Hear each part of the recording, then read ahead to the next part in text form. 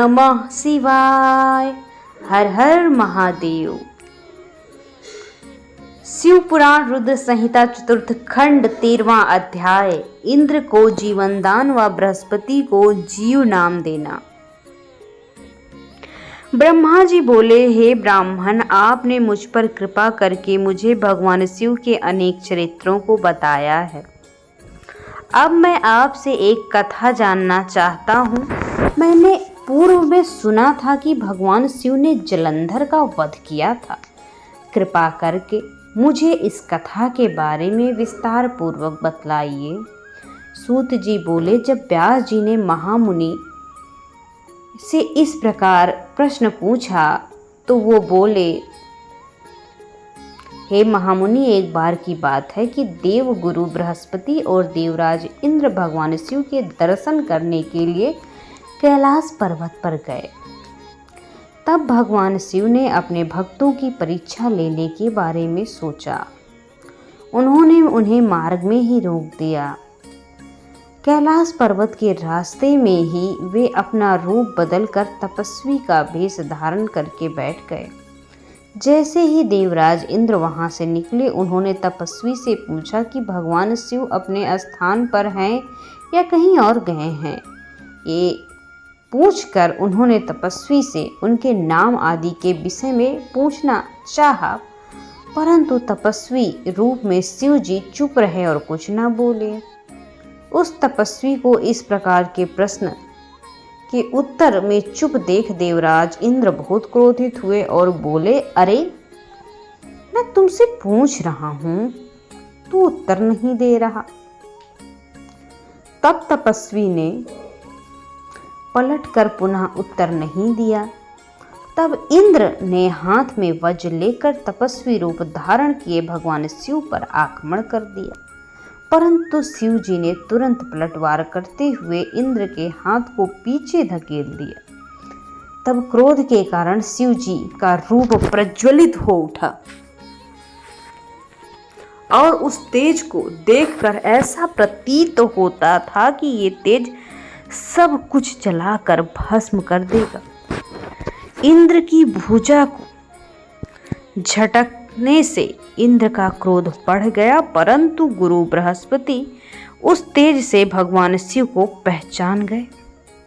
देव गुरु बृहस्पति ने तुरंत हाथ जोड़कर देवादिदेव भगवान शिव को प्रणाम किया और उनकी स्तुति करने लगे। बृहस्पति जी ने देवराज इंद्र को भी शिव चरणों में झुका दिया और क्षमा याचना करने लगे। वे बोले, हे प्रभु, अज्ञानतावश हम आपको पहचान ना पाए। भूलवश आपकी अवहेलना करने का अपराध देवराज इंद्र से हो गया। हे भगवान, आप तो करुणा निधान भक्त वत्सल होने के कारण आप सदा अपने भक्तों के वश में ही रहते हैं। प्रभु, कृपा करके इंद्रदेव को क्षमा कर दीजिए। बृहस्पति जी के ऐसे वचन सुनकर त्रिलोकीनाथ भगवान शिव बोले कि मैं अपने नेत्रों की ज्वाला नहीं रोक सकता। तब बृहस्पति जी बोले कि प्रभु, आप इंद्रदेव पर दया कीजिए और अपने क्रोध की अग्नि को कहीं और स्थापित कर देवराज के अपराध की क्षमा दे दीजिए। तब भगवान शिव बोले, हे बृहस्पति, मैं तुम्हारे चातुर्य से प्रसन्न हूँ। आज तुमने इंद्र को जीवन दान दिलाया है, इसलिए तुम जीव नाम से प्रसिद्ध होगे। ये कहकर उन्होंने अपने क्रोध की ज्वाला को समुद्र में फेंक दिया। तब इंद्रदेव और देवगुरु बृहस्पति ने भगवान शिव को धन्यवाद किया और उन्हें प्रणाम करके स्वर्गलोक चले गए। 14वां अध्याय। जलंधर की उत्पत्ति। व्यास जी बोले, सनत कुमार जी, जब भगवान शिव ने अपने क्रोध की ज्वाला समुद्र में प्रवाहित कर दी, तब क्या हुआ? सनत कुमार बोले, हे मुनि, भगवान शिव ने अपना क्रोध समुद्र में डाल दिया तो क्रोध की वो ज्वाला बालक रूप में जोर जोर से रोने लगी। उस बालक के रोने की आवाज़ से सारा संसार भयभीत हो गया। पूरा संसार उसकी आवाज़ से व्याकुल हो गया। तब सभी चिंतित होकर ब्रह्मा जी की शरण में गए। तब सब देवताओं ने सादर ब्रह्मा जी को प्रणाम किया, उनकी स्तुति करने लगे। तत्पश्चात बोले, हे ब्रह्मा जी, इस समय हम सभी पर भारी संकट आन पड़ा है। प्रभु, आप तो सब कुछ जानते हैं। उस बालक ने जो समुद्र से जो उत्पन्न हुआ है, अपने भयंकर रुदन से पूरे संसार को आहत कर डाला है। सभी भय से आतुर हैं। हे महायोगिन, आप उस बालक का संहार करके हमें भय मुक्त कर दीजिए। देवताओं की इस प्रकार प्रार्थना सुनकर ब्रह्मा जी अपने लोक से पृथ्वी लोक उतरकर उस पर समुद्र पर पहुँचे जहाँ वो बालक विद्यमान था। ब्रह्मा जी को अपने पास आता देख समुद्र ने भक्ति पूर्वक उन्हें प्रणाम किया और उस बालक को ब्रह्मा जी को सौंप दिया। तब ब्रह्मा जी ने आश्चर्यचकित होकर समुद्र देव से प्रश्न किया, ये बालक किसका है? ब्रह्मा जी के इस प्रश्न का उत्तर देते हुए समुद्रदेव ने कहा, हे भगवान, ये बालक गंगा सागर की उत्पत्ति स्थल पर प्रकट हुआ, परंतु मैं इसके बारे में और कुछ नहीं जानता। इस प्रकार जब ब्रह्मा जी समुद्र से बात कर रहे थे, तब उसी समय उस बालक ने ब्रह्मा जी के गले में हाथ डाल दिया और उनका गला जोर से दबाने लग गया, जिसकी पीड़ा स्वरूप उनकी आंखों में आंसू भरने लगे। तब ब्रह्मा जी ने यत्नपूर्वक उस बालक को पकड़कर मुक्त कराया और समुद्र से बोले कि तुम्हारे इस जातक पुत्र ने मेरे नेत्रों में जल निकाला है, अतः ये बालक जलंधर नाम से प्रसिद्ध होगा। उत्पन्न होते ही युवा हो जाने के कारण बालक महापराक्रमी, महावीर, जवान, महान योद्धा, रण दुर्मद होगा। ये बालक युद्ध में सदैव अधिपति रहेगा। कोई भी मनुष्य या देवता इसका चाहकर भी कुछ नहीं बिगाड़ पाएंगे। इसका संहार केवल त्रिलोकीनाथ भगवान शिव के द्वारा ही संभव है। ये कहकर ब्रह्मा जी ने असुरों के गुरु शुक्राचार्य को बुलाया और उनके हाथों में उस बालक को दैत्य का राजा स्वीकार करते हुए राज्याभिषेक किया। तत्पश्चात वहाँ से अंतर्ध्यान सभी देवता ब्रह्मा जी सहित अपने लोक को लौटे। अपने जातक पुत्र के विषय में समुद्र देव बहुत प्रसन्न हुए और वे अपने निवास स्थान चले गए। कुछ समय पश्चात उन्होंने जलंधर का विवाह कालनेमी नामक असुर की परम सुंदरी पुत्री से संपन्न करा दिया, जिसका नाम बिंदा था। जलंधर आनंद पूर्वक अपनी पत्नी के साथ निवास करने लगा और असुरों के राज्य में बड़ी चतुराई से कार्यपरायणता के साथ निवास करने लगा।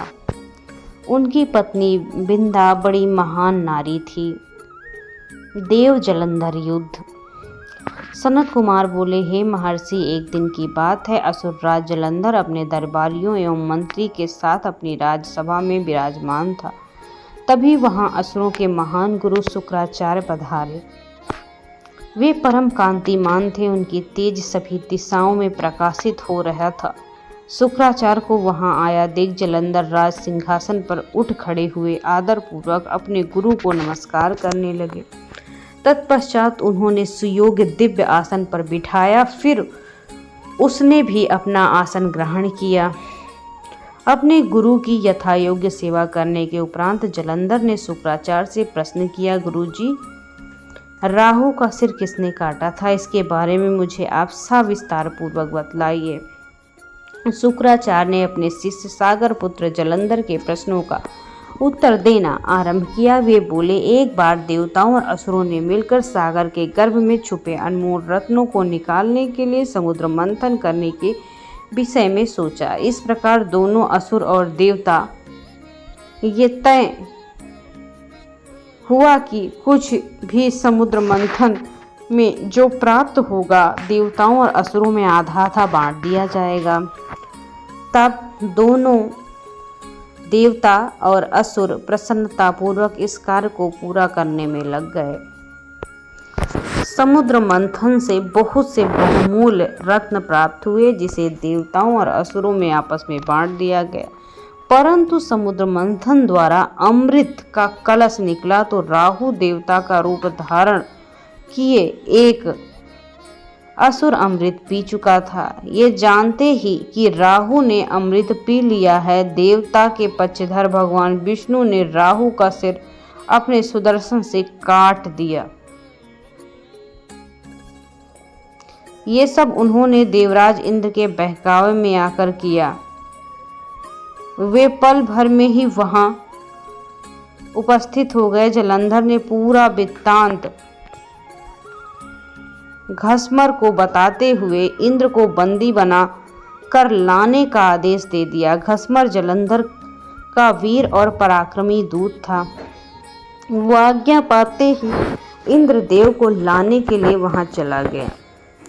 देवराज इंद्र की सभा में पहुंचकर जलंधर के दूत ने अपने स्वामी का संदेश इंद्र को सुना दिया।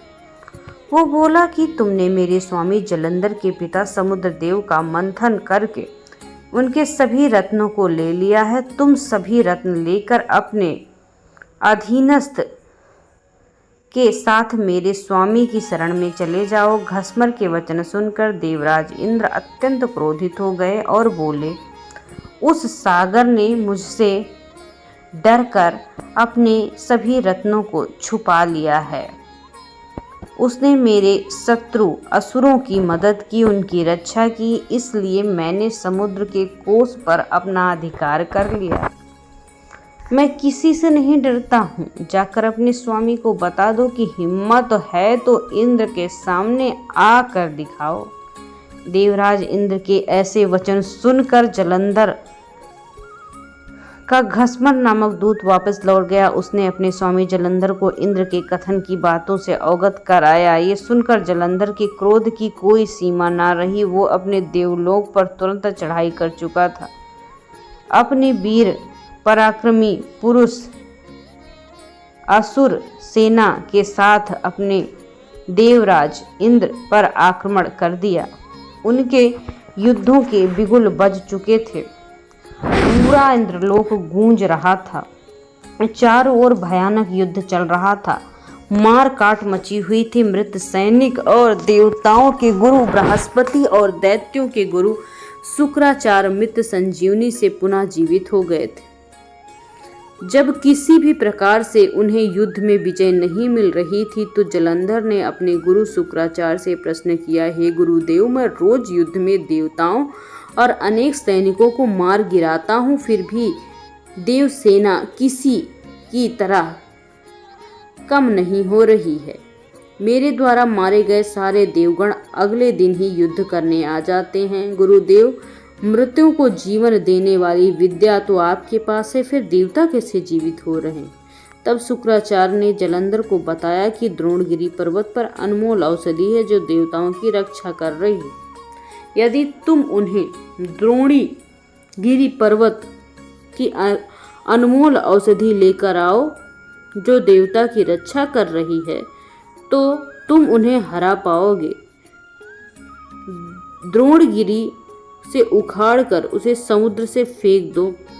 अपने गुरु शुक्राचार्य की आज्ञा लेकर जलंधर द्रोण पर्वत गया। वहां पहुंचकर उसने अपने पराक्रमी भुजाओं से द्रोण पर्वत को उठाकर समुद्र में फेंक दिया और पुनः जाकर देवसेना से युद्ध करने लगा। जलंधर ने अनेक देवताओं को अपने प्रहारों से घायल कर दिया।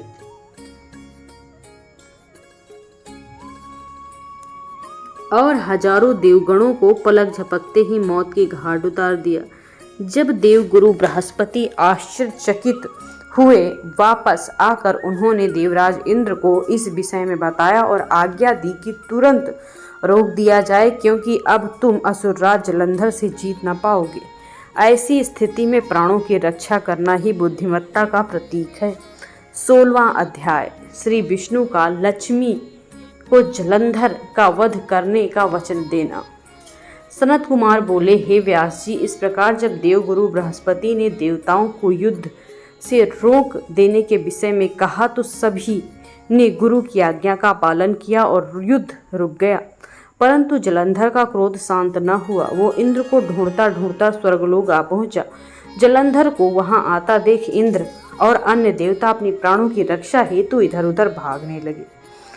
उसके बाद वो भगवान श्री विष्णु के शरण में जाकर बैकुंठ लोक जा पहुँचे। वहाँ पहुँचकर उन्होंने भगवान विष्णु को प्रणाम किया और उनकी भक्ति भाव से स्तुति की। तत्पश्चात उन्होंने भगवान विष्णु से कहा, हे कृपानिधान, आपकी शरण में हम आए हैं, आप हमारी रक्षा कीजिए। तब देवताओं ने श्री विष्णु से जलंधर के विषय में सब कुछ बता दिया। समस्त वृत्तांत सुनकर श्री विष्णु ने देवताओं से कहा कि वे अपने भय का त्याग कर दें। उन्होंने उनके प्राण रक्षा करने का आश्वासन दिया और कहा कि मैं जलंधर का वध करके तुम्हें मुक्ति दिलाऊंगा। ये कहकर भगवान विष्णु अपने गरुड़ पर सवार होकर चलने लगे। ये देखकर देवी लक्ष्मी के नेत्र से आंसू आ गए। वो बोले, हे स्वामी, जलंधर समुद्र देव का जातक पुत्र होने के कारण मेरा भाई, अब मेरे स्वामी होकर मेरे भाई को क्यों मारना चाहते हैं? यदि मैं आपको प्रिय हूँ तो मेरे भाई की वध की क्या आवश्यकता है? अपनी प्राण वल्लभा लक्ष्मी जी के वचन सुनकर विष्णु जी बोले, हे देवी, यदि तुम ऐसा चाहती हो तो ऐसा ही होगा, परंतु तुम जानती हो कि पापी का नाश अवश्य होता है। तुम्हारा भाई जलंधर अधर्म के मार्ग पर चल रहा है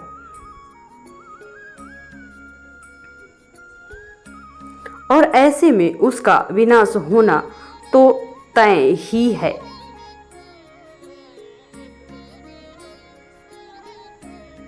और वो देवताओं को कष्ट भी पहुंचा रहा है। फिर मैं उसका वध अपने हाथों से नहीं करूंगा तो क्या होगा? समय तो मुझे युद्ध पे ले ही जाएगा। ये कहकर भगवान विष्णु युद्ध स्थल की ओर चल दिए। भगवान विष्णु उस स्थान पर पहुंचे जहां असुर राज जलंधर था। भगवान शिव को अपनी ओर आया देख देवताओं में हर्ष और ऊर्जा का संचार हुआ। देवसेना अत्यंत रोमांचित हो गई।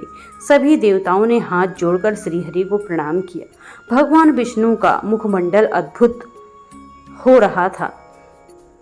श्री विष्णु वाहन पर गरुड़ के पंखों से निकलने वाले प्रबल वायु से वहां पर आंधी सी लादी थी। इस आंधी में दैत्य इस प्रकार घूमने लगे जिस प्रकार आसमान में घूमते बादल। अपनी सेना को ऐसी विकट परिस्थिति में देख जलंधर अत्यंत क्रोधित हो गए।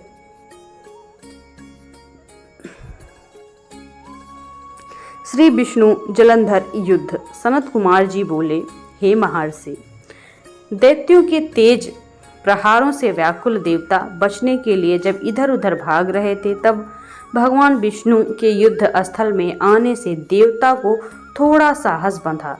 उनके वाहन गरुड़ के पंखों के फड़फड़ाने से आए तूफान में दैत्य और अपनी सुध बुध खोकर सभी इधर उधर उड़ने लगे और जल्द ही उन्होंने अपने आप को संभाल लिया। जलंधर ने जब अपनी दैत्य सेना को इस प्रकार तितर बितर होते देखा तो क्रोधित होकर उन्होंने भगवान श्री हरि विष्णु पर आक्रमण किया। श्री हरि विष्णु ने अपने आप को उनके प्रहार से बचा लिया। जब भगवान श्री हरि ने देखा कि देवसेना पुनः आतंकित हो रही है और उनके सेनापति देवराज इंद्र भयग्रस्त हैं, तब विष्णु ने अपना शंख नामक धनुष उठाया और बड़े जोर से धनुष की टंकार की। फिर उन्होंने देखते ही देखते पल भर में हजारों दैत्यों का सिर काट दिया। ये देखकर दैत्यराज जलंधर क्रोध वेश में आ गए और उन पर झपटा मार दिया। तब श्री हरि ने उनकी ध्वजा छत्र बाण को काट दिया तथा उसे अपनी गदा से उठाकर गरुड़ पर दे मारा। गरुड़ से टकराकर नीचे गिरते ही जलंधर के होंठ फड़फड़ाने लगे। तब दोनों ही अपने अपने बाणों से भीषण वर्षा करने लगे। विष्णु जी ने जलंधर की गदा अपने बाणों से काट दी, फिर उसे बाणों से बींधना शुरू कर दिया। परंतु जलंधर भी महावीर और पराक्रमी था, वह भी कहाँ मानने वाला था। उसने भी भीषण बाण वर्षा शुरू कर दी और विष्णु जी के धनुष को तोड़ डाला।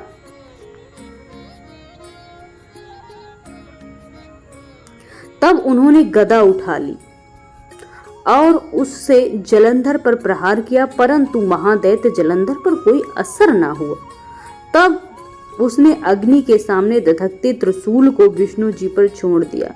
उस त्रिशूल से बचने के लिए विष्णु जी ने भगवान शिव का स्मरण करते हुए नंदक त्रिशूल चलाकर जलंधर के वार को काट दिया। तत्पश्चात भगवान विष्णु जलंधर दोनों धरती पर कूद पड़े और उनके बीच मल्ल युद्ध होने लगा।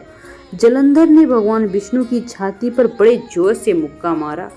तब विष्णु जी ने पलटकर उस मुक्के का प्रहार किया। इस प्रकार दोनों में बाह्य युद्ध होने लगे। उन दोनों के बीच बहुत देर तक युद्ध चला। दोनों ही वीर बलशाली थे, ना विष्णु कम थे ना जलंधर। सभी देवता और दानों के बीच युद्ध होने लगा। युद्ध समाप्त होते देख विष्णु ने कहा, हे दैत्यराज जलंधर, तुम निश्चित ही महावीर हो। तुम्हारा पराक्रम प्रशंसनीय है। तुम इतने भयंकर आयुधों से भी भयभीत नहीं हुए और निरंतर युद्ध करते जा रहे हो। मैं तुम पर प्रसन्न हूँ।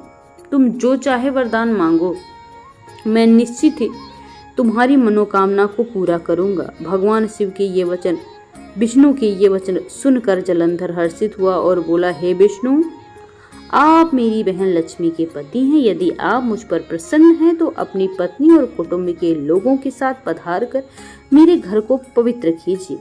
तब भगवान श्री हरि ने तथास्तु कहकर उसे इच्छित वर प्रदान किया। अपने दिए गए वर के अनुसार श्री हरि विष्णु, देवी लक्ष्मी व अन्य देवताओं को अपने साथ लेकर जलंधर का आतिथ्य ग्रहण करने के लिए उनके घर पहुंचे। जलंधर उन्हें देखकर प्रसन्न हुआ और उसने सब देवताओं का आदर सत्कार किया और उनकी वहीं पर स्थापना की। विष्णु परिवार के स्थापित हो जाने के बाद जलंधर निर्भय होकर श्री विष्णु के अनुग्रह से त्रिभुवन पर शासन करने लगा। उसके राज में सभी सुखी थे और धर्म कर्म का पालन कर रहे थे। नारद जी का कपट जाल। सनत कुमार बोले, हे मुनीश्वर, जब जलंधर इस प्रकार धर्मपूर्वक राज कर रहा था तो देवता बड़े दुखी हुए। उन्होंने अपने मन में देवाधिदेव भगवान शिव का स्मरण करना शुरू कर दिया और उनकी स्तुति करने लगे। एक दिन नारद जी भगवान शिव की प्रेरणा से इंद्रलोक पहुंचे। नारद जी ने वहां पहुंचने के बाद सभी देवताओं सहित देवराज इंद्र को प्रणाम किया, उनकी स्तुति करने लगे। तब नारद जी को उन्होंने सभी बातों से अवगत कराया और उनसे प्रार्थना की कि वे उनके दुखों को दूर करने में मदद करें।